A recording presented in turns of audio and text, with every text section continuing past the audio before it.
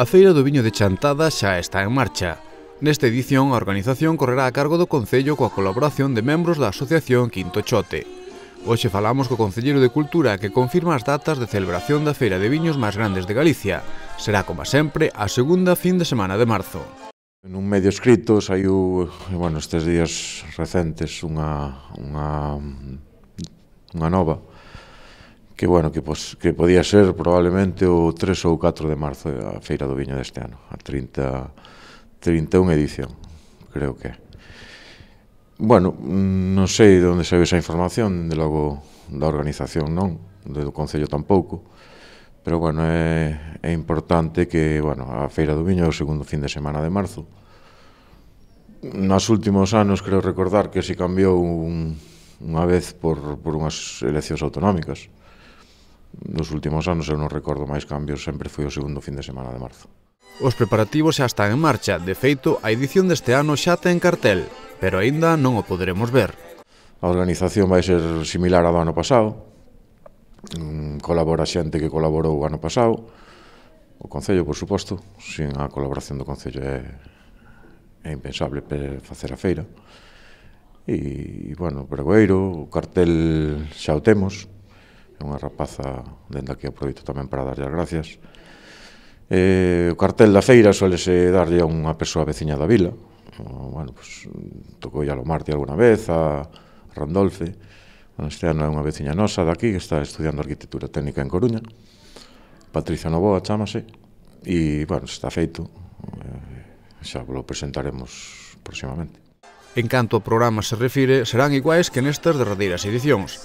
Haberá catas e viño e, por suposto, música, aínda que debido á crise búscanse novas vías de financiamento para poder facerlle fronte aos gastos.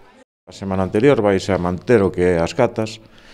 Como sabedes, recortouse por parte do Concello a subvención.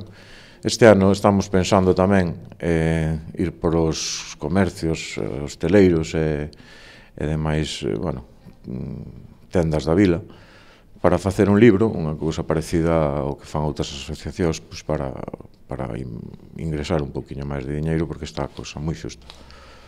Anuncios de 30, 50 e 100 euros.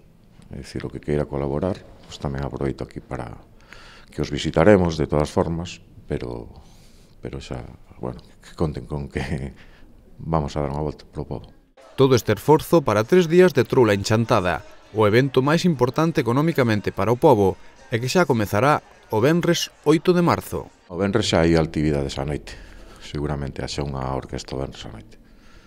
O ano pasado gustou, houve xente, e repetimos, non hai as orquestas que houve o ano pasado, haberá alguna menos, pero o funcionamento da feira vai a ser similar, é dicir, orquestas e charangas e gaiteiros e festa en xeral.